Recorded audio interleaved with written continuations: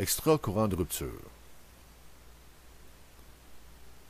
Les expériences qui vont suivre utilisent les composantes récupérées d'un vieux UPS série 1000 conçu par Exad Electronic sur le marché en 1987. AC/DC inverteur transformé en générateur de courant AC en ondes carrées d'une tension d'entrée allant de 12 volts DC à 120 volts DC 50 ampères. Ce matériel modifié génère un courant alternatif en ondes carrées avec des tensions crête à crête de 24 à 240 volts AC. Les modules de sortie sont deux dual Darlington KD 324515. L'un génère la pulse positive et l'autre la pulse négative. À chaque demi-cycle, un temps mort de 1/10 de cycle à 0 volts permet le passage de la tension positive à la négative. La tension alternative obtenue à la sortie est reliée en série à une bobine et à des condensateurs de 270 microfarad 330 volts AC. À la borne de ces condensateurs est reliée la charge. La bobine se charge positivement durant le pic positif du cycle et se décharge au passage à zéro, provoquant un extra courant de rupture, qui est absorbé par les condensateurs pour se recharger négativement durant la pulse négative. Cette danse se répète à chaque cycle.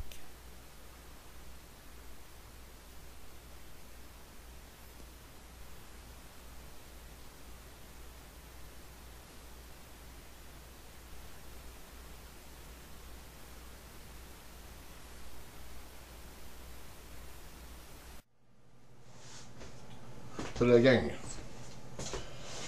Aujourd'hui, on va vous présenter un générateur de courant alternatif en pulse carrée avec fréquence variable.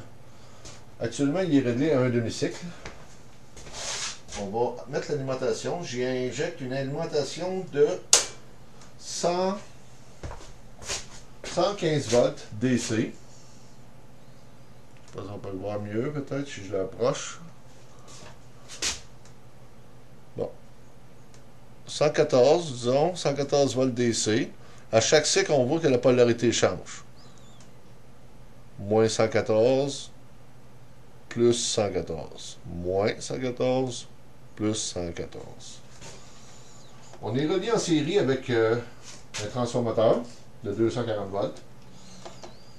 Mais juste pour utiliser la bobine. Juste une bobine de COP, autrement dit. On utilise juste le primaire du transformateur, qui est en série avec un condensateur de 80 microfarad 250 volts AC.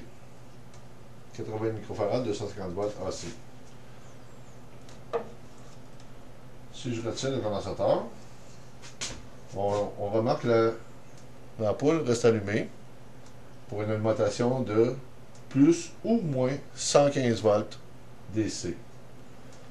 À partir du moment où je mets le circuit en série avec le condensateur et la bobine, on remarque déjà un scintillement beaucoup plus clair. On a deux ampoules de 120 volts, 40 watts, connectées en série, branchées sur les sorties du condensateur. Maintenant, on va augmenter la fréquence. Pour augmenter la fréquence, je vais devoir passer mon multimètre à lecture AC. Je vais me faire aussi pour qu'on puisse mieux le voir. Là, on va augmenter la fréquence pour provoquer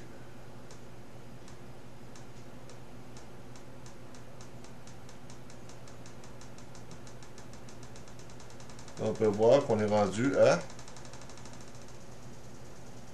140 volts AC. On voit les lumières scintiller.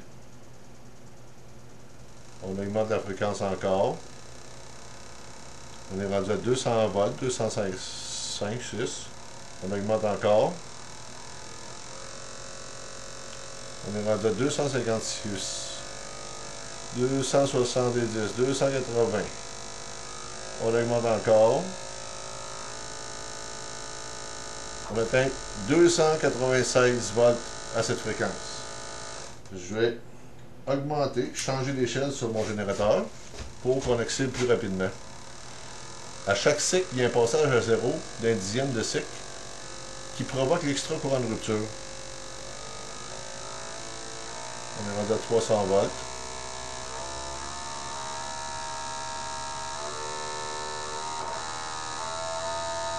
On voit que les lumières brillent, mais là on atteint les 400 volts.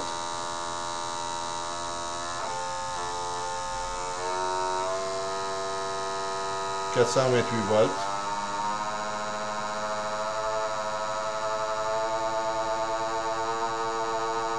On tombe comme en résonance.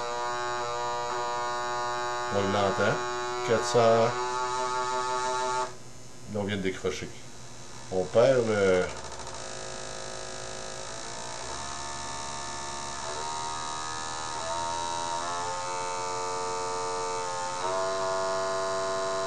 Disons 425 volts. À l'entrée, je tire actuellement 5,5 ampères sur une alimentation de 120 volts. 5,5 ampères. 120 volts DC. Et on produit 425 volts AC. Il arrive des fois un petit espèce de mouvement de résonance qu'on dirait que les lumières veulent péter. On va baisser la fréquence.